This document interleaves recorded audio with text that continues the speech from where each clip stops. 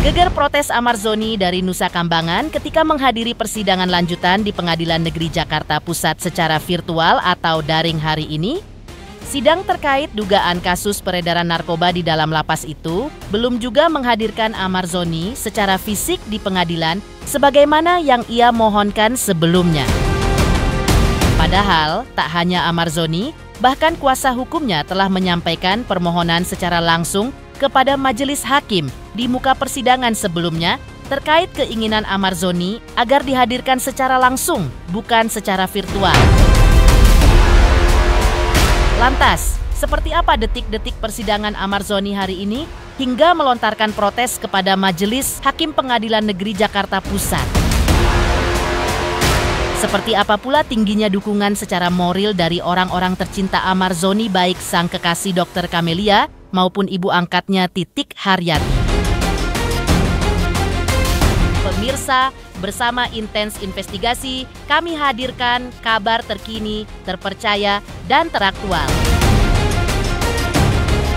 Tetapi sebelumnya, jangan lupa untuk like, subscribe, dan juga share channel YouTube ini.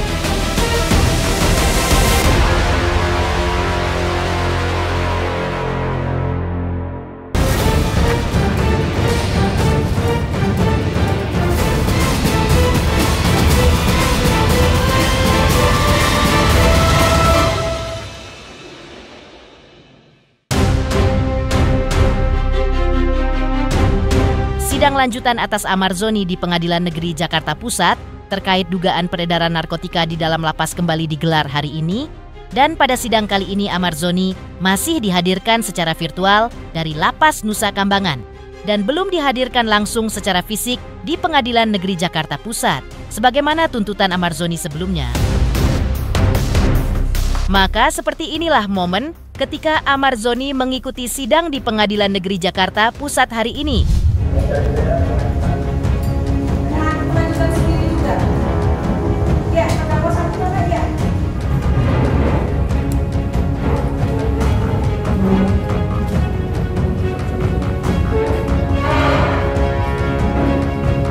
Muhammad Amar Akbar, sehat?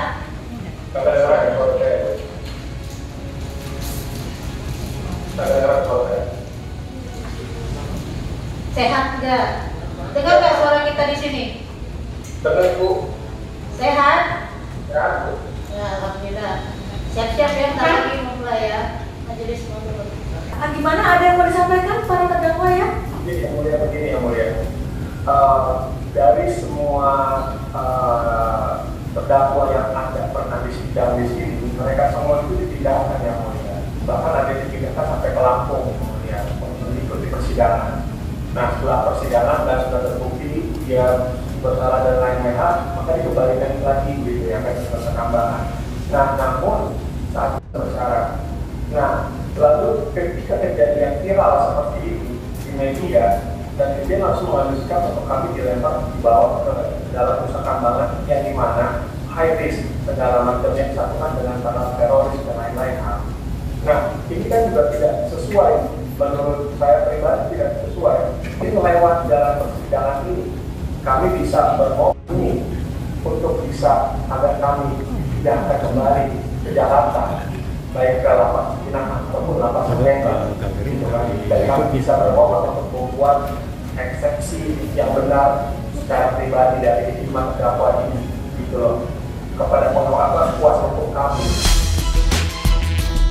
Terkait Amar Zoni yang masih mendekam di Lapas Nusa Kambangan dan belum dihadirkan secara langsung di ruang sidang Pengadilan Negeri Jakarta Pusat, dalam persidangan hari ini pihak Amar Zoni masih melontarkan tuntutan yang sama. Majelis Hakim Pengadilan Negeri Jakarta Pusat mengizinkan Amar Zoni hadir secara langsung di ruang sidang pengadilan. Mereka tetap meminta agar Amar Zoni dihadirkan secara fisik di ruang sidang, bukan secara virtual atau melalui sambungan video call dari Nusa Kambangan. Ya sama-sama adil ya. Nah, kemudian juga ya saya yakin nih sidang ini pasti nanti akan komplain. Karena dari caranya hakim kita tahu juga kan. Karena untuk sidang pembuktian nanti kan hakim lebih menginginkan Amar itu memberi keterangan yang bebas, yang merdeka, dan tidak ada tekanan baik itu psikis. Jadi ya kita berdoa aja, saya yakin lah, karena kan kita tahu bahwa hakim ini kan orang pilihan ya. Yang masuk Jakarta ini kan hakim-hakim pilihan yang udah punya integritas, yang punya prestasi tinggi. Ya, ini kan calon-calon pemimpinnya Mahkamah Agung. Jadi menurut saya kita percaya ke hakim dan keputusannya nanti benar-benar adil. Ya kalau komunikasi kan memang risiko bocor udah pasti ada. Padahal kan di KUHP pun dari juga bahwa seorang PH itu berbicara dengan kliennya itu tidak boleh didengar, tidak boleh ya ibaratnya semacam ada rahasia-rahasia mungkin yang diberikan itu kan kami harus menjaga kerahasiaan juga. Nah, jadi itu pasti kendala besar juga. Nah, nanti itulah sidang ini dan minta offline itu. Dan mudah-mudahan saya yakin hakim pasti akan mengabulkan dari tata cara hakim bicara tadi. Mungkin kabar karena selama ini komunikasi kami dengan lapas kan sulit. Ya permohonan kata JPU itu kan sudah kita lakukan. Tapi kan dari selama Amar ditahan dan persidangan ini kan udah mencapai bulan ya. Itu kan komunikasi baru sekali dan 2 kali barusan. Nah, pada waktu kami mau sidang, ya kan? Bagaimana kita mau komunikasi dia untuk menyusun resepsi? Tak hanya kuasa hukum Amar Zoni yang setia mendatangi Pengadilan Negeri Jakarta Pusat setiap kali ada agenda persidangan, kekasih Amar Zoni yaitu Dr. Camelia pun tampak kembali hadir di Pengadilan Negeri Jakarta Pusat untuk memberikan dukungan moral kepada Amar Zoni yang saat ini masih mendekam di Lapas Nusa Kambangan. Setiap ada agenda persidangan atas Amar Zoni, Dr. Camelia meluangkan waktunya untuk hadir di ruang sidang, meski Amar Zoni dihadirkan secara virtual atau daring. Iya, benar kata Om Jan kan. Om Jan bilangnya karena selnya kecil, jadinya sebenarnya tadi mau didengerin semuanya kan, mau diputar semuanya, cuma sama hakim nggak boleh kan. Itu sama Om Jan baru sih dikeluarkan, belum semuanya dikeluarkan bagaimana keadaan Bang Amar sekarang, karena tadi sama hakim nggak boleh juga kan. Jadi coba nanti tanya Om Jan aja rekamannya seluruhnya gimana gitu. Katanya bisa dengar sendiri Bang Amar bilang kalau kita kemana-mana dari sel ke tempatnya itu ditutup, diborgol gitu kan. Jadi tadi kalian bisa dengar sendiri kan kesaksiannya Bang Amar sebagaimana gitu. Jadi sangat menyayangkan kan ya menurut aku hukum Indonesia tuh, aduh gimana ya. Tak hanya sang kekasih Dr. Camelia, dukungan yang begitu tinggi terhadap Amar Zoni juga datang dari ibu angkat Amar Zoni, Titik Haryati. Ia memberikan dukungan moral yang tinggi kepada Amar Zoni yang masih menjalani persidangan secara daring atau online dari Lapas Nusa Kambangan. Hal itu terbukti dari komitmennya yang selalu menghadiri langsung persidangan Amar Zoni di Pengadilan Negeri Jakarta Pusat. Tapi waktu itu satu kali hanya 3 menit. 3 menit itu pun kan juga diawasi di sana dengan Pak John. Kemudian tadi pagi. Nah tadi pagi itulah yang pertama saya bisa komunikasi.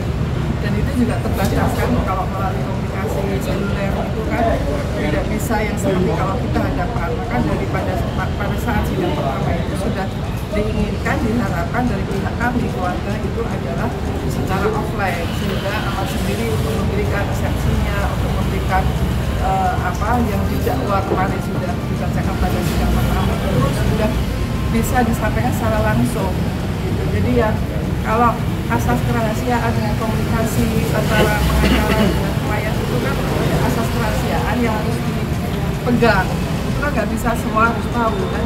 Nah ini yang menjadi kendala. Kemudian informasinya keterbatasan juga selama ada kesehatan badan ini, itu kan juga akan berdampak kepada kesehatan. Dan dia sudah mulai mengeluhkan dirinya dengan kaki kebas karena untuk keluar itu kan hanya 1 jam dan itu pun ditutup matanya dan sebagainya. Nah ini asas kemanusiaan ini yang kami pasti harus mengharapkan kepada pihak-pihak yang terkait dengan hal ini. Karena kalau kembali kepada Pak Dirjen Lapas mengatakan bahwa Pak Kamar ini kan bukan tindakan pidana etika, jadi ya mohon sekali lagi untuk para pimpinan, para pendukung, apa dikembalikan. Jadi kembalikan dan haknya sebagai manusia, hak asasi manusianya, hak kemanusiaan, hak keadilannya, hak untuk direhabilitasi itu sudah dilaksanakan. Mengejutkan, sidang lanjutan Ahmad Zoni kembali digelar di Pengadilan Negeri Jakarta Pusat hari ini. Lantas, apa yang membuat sang kekasih merasa yakin bahwa Ahmad Zoni bisa berubah?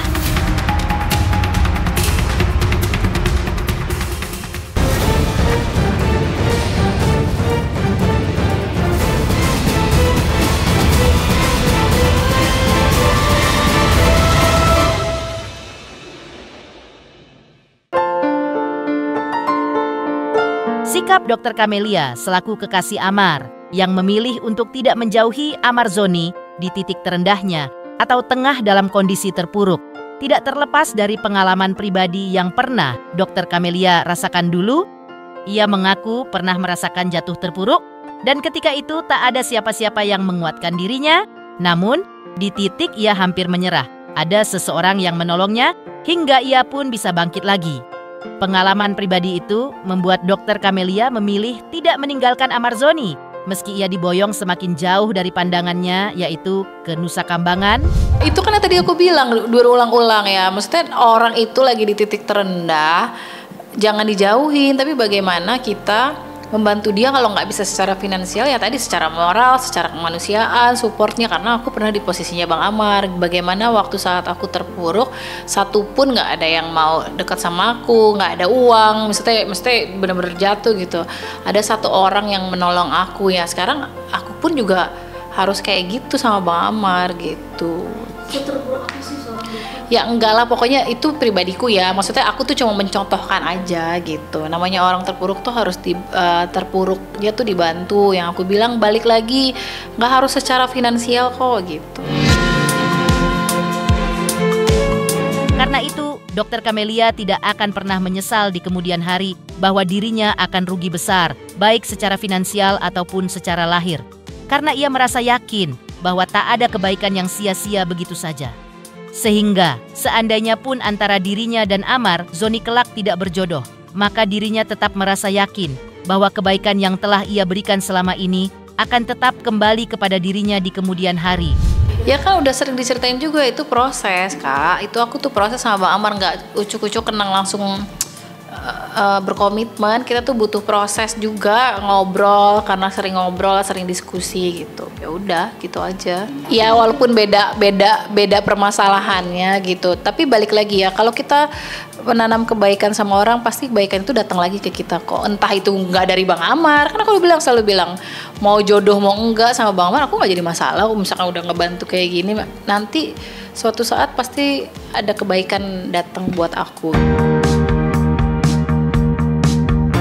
Mengejutkan, kekasih Ahmad Zoni yaitu Dr. Camelia merasa yakin bahwa Ahmad Zoni bisa berubah. Lantas, seperti apa pula ketika Raffi Ahmad datangi Nusa Kambangan sesuai janjinya?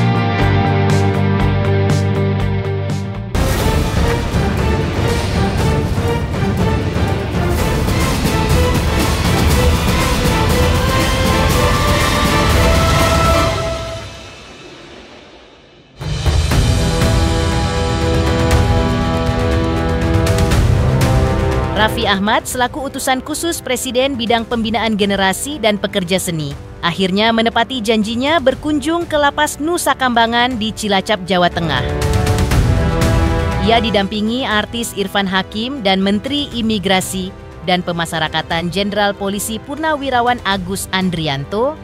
Dalam kunjungan tersebut, Raffi Ahmad terlihat mengunjungi aktivitas warga binaan yang tengah melakukan pengolahan limbah batubara menjadi paving block. Bahkan Raffi Ahmad sempat berbincang dengan seorang warga binaan.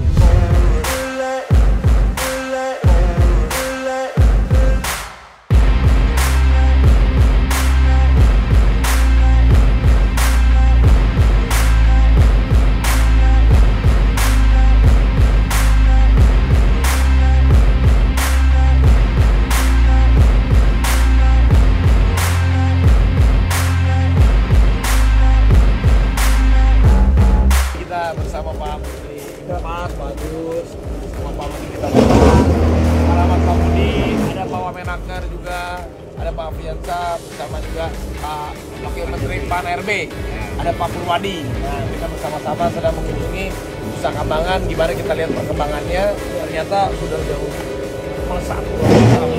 Ini zamannya Pak Menteri Pak Agus.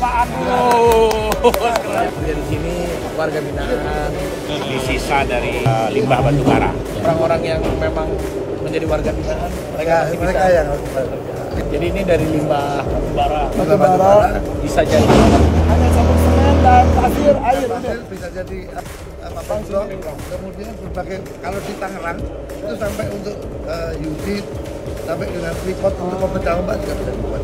Gimana Irfan Hakim melihat tadi penjelasan? Dapat ilmu baru lagi, karena kan di rumah juga kan sudah diaplikasikan tuh limbah satwa dijadikan pupuk, jadi gas. Ada informasi pakai bebek. Dari Pak Purwadi ada informasi kan bahwa Saya lihat di Lampung ada peternakan sapi, bau tapi nggak ada lalat. Oh, rupanya begitu sapinya dibersihkan, bayinya pasukan bebeknya bersihkan larva-larva itu. Baru diolah seperti Iya. jadi bebeknya di rumah kamu banyakin. Di rumah Irfan Hakim hewannya ada 500. Usia berapa usia? Usia 22. Usia 22. Ya. April pulang. April. April.